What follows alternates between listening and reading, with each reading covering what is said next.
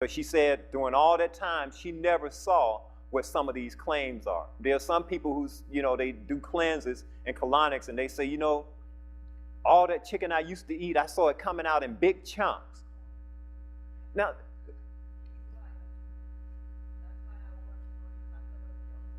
yes.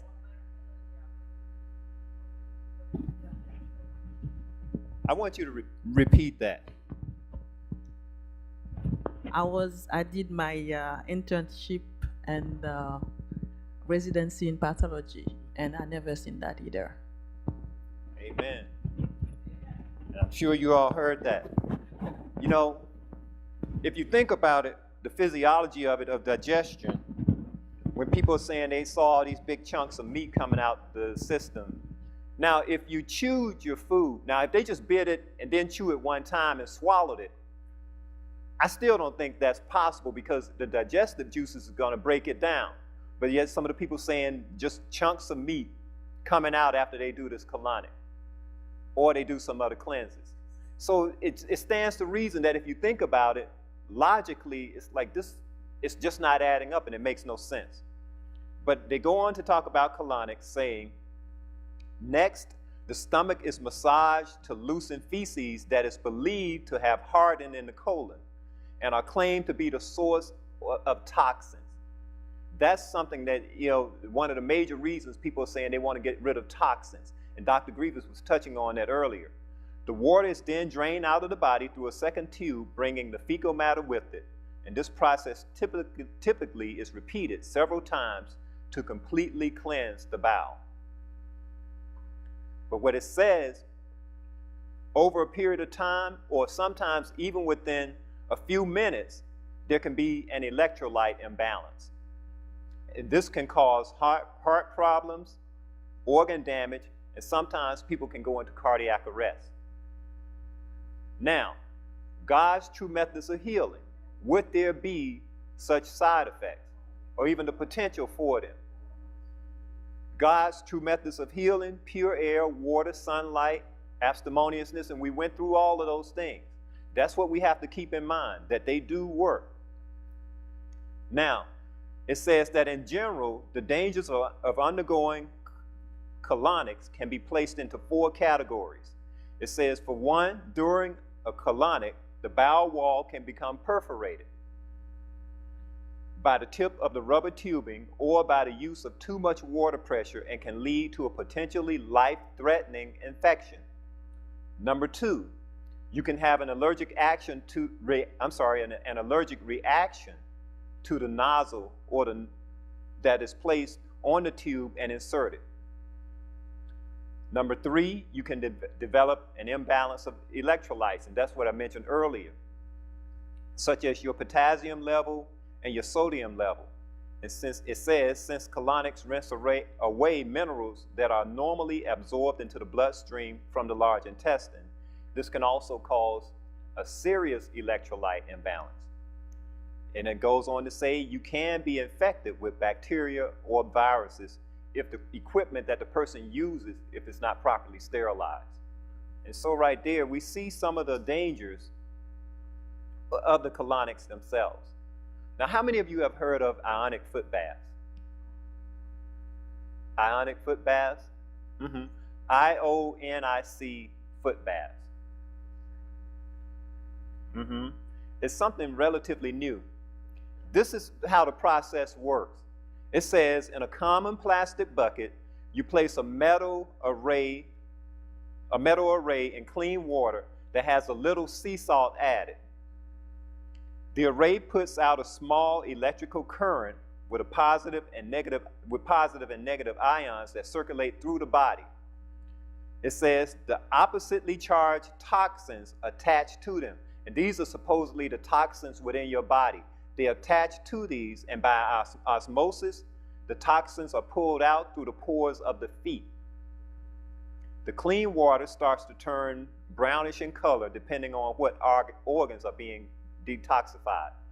Now, this patch, there are 2 forms. The one that you place your feet in the water, and the other, there's a patch that you can just put in your shoe, and you can wear it throughout the day. what the research or the studies have shown is that there's a material within the patch itself that when moisture hits it, it just turns brown in color. It is not that these toxins are being pulled out of your body, but there's a certain material within the patch itself, and that's what turns the patch brown, not these toxins. But during the ionic foot bath, the water can change to several different colors.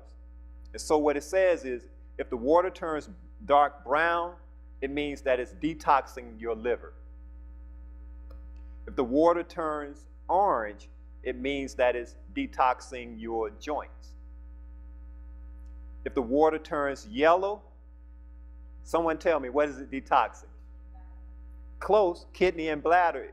Supposedly is, yeah, your urinary tract. So yeah, it's detoxing your urinary tract. If the water turns dark green, what do you think that's detoxing? Close, close. It's detoxing your gallbladder. If the water turns dark green,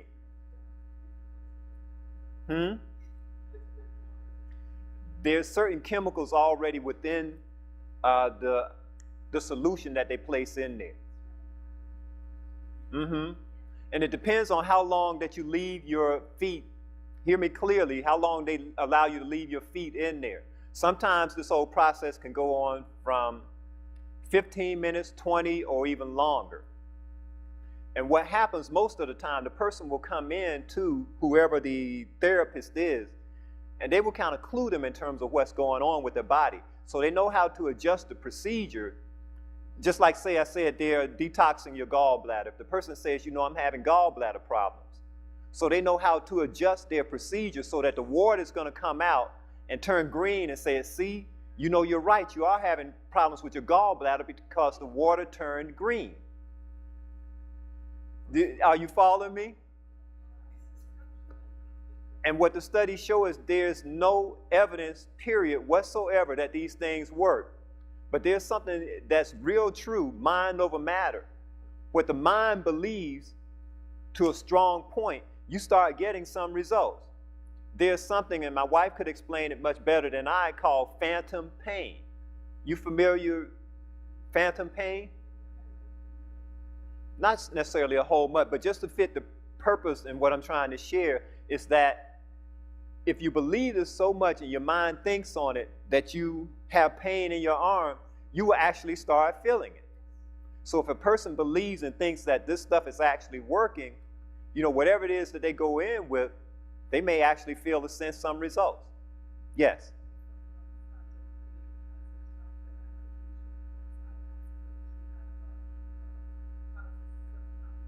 Right.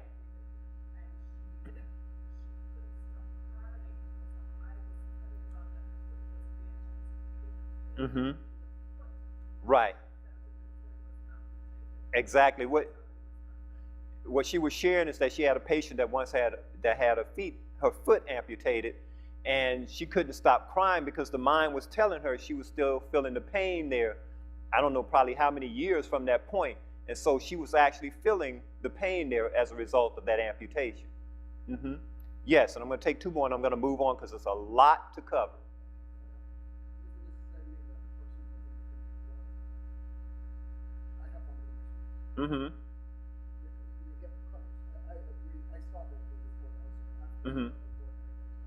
Right.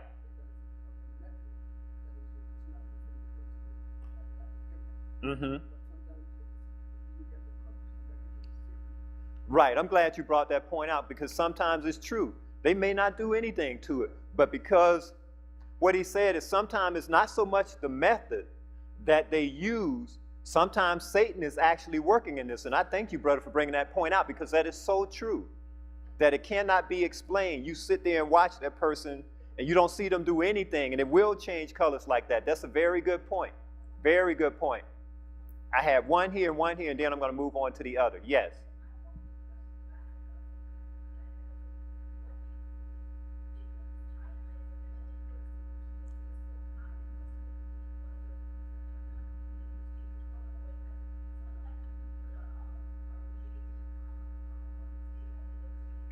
Right. And I think, like my brother said, the enemy is working in this whole process too. Yes.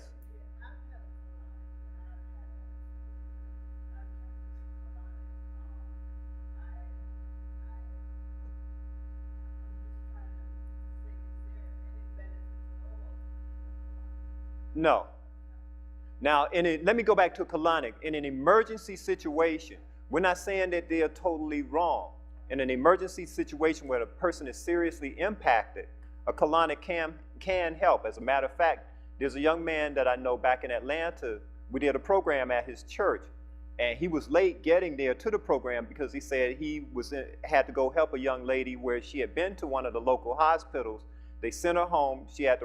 They rushed her back. They sent her back home, but she was so seriously impacted that they couldn't do anything. And so as soon as he finished up with the colonic with her, she was doing much better. But when you continuously do this, it stretches the wall of the intestines so much so till you can get what's called a lazy colon, which means at that point you're continually having to use a colonic or either an enema or some form of herbal laxative, thank you, to help keep your system going. And that should not be. That should not be. Okay, yes, one more question, quickly. Well, that's what they're saying, yes. Dark green means that it's detoxing your gallbladder. Now no, the yellow means the urinary tract. No, just yellow. Yeah, exactly, that's what they say. Now, next. Black flecks means that it's detoxifying, quote, heavy metals. Red flecks meaning that it's just pretty much clearing up your blood. And finally, white foam means that the lymph nodes are draining. Next, iridology. Iridology is the scientific analysis of patterns and structures in the iris of the eye, which locates areas of stages of inflammation throughout the body, quote. That they're looking into your eyes saying that you have inflammation somewhere in your body, and they supposedly can identify that by that means. Yes. I've never seen the chart. I know just someone will start gazing into your eyes, and supposedly based on maybe there's a chart that goes with it, tell you that you're suffering from this, you're suffering from that, you're suffering from this, and so on and so forth. Yes. Right, and that's why I'm sharing it with you all so that we can enlighten our people. Some of the questions I'm going to catch at the end because I have too much ground to cover. So hold your question, write down your question, and I will answer it at the end, so that I can make sure I cover all of this. It says the iris is the portion of the eye showing color. It reveals the body constitution, inherent strengths and weaknesses, health levels, and transitions that take place in a person's body according to their way of life. That's basically what iridology teaches. Now we know that we identify disease, or that disease results from a violation of the laws of health, right? So then we need not go to iridology or an iridologist to find out these things. I wanted to go in so much more detail on this, but I wanted to just touch on it because there's so much information so that you will have something to know that when people do or have questions about it, that you can share with them and educate them on the trickery that's out there.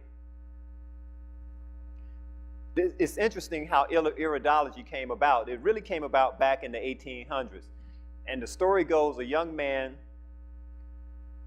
caught an owl, and in his fight with the owl broke its leg.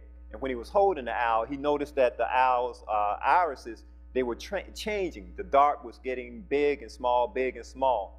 So what he did, he took the owl home and continued to examine it.